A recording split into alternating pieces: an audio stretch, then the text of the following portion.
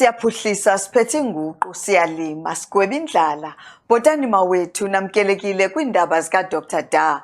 Urhulumente wephondo lase-Eastern Cape uqhubela phambili nephulo lokuphuhlisa indawo zasezilalini.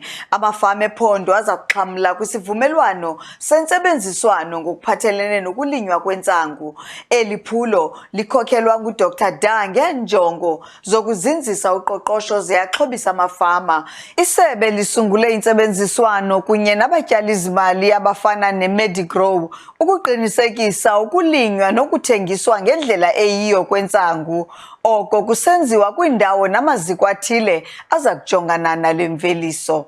Medigrow SA has secured offtake agreements with United States of America, Canada and Germany, and which they will purchase hemp commodities from the province of the Eastern Cape for extraction of oil extraction, cigarettes production and other products. This partnership benefit over 130 hemp permit holders, creating 1.5 job opportunities.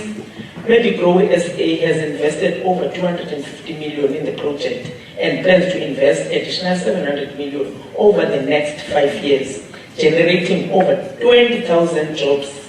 The department will assist farmers in cultivating 1,000 hectares of hemp for this financial year.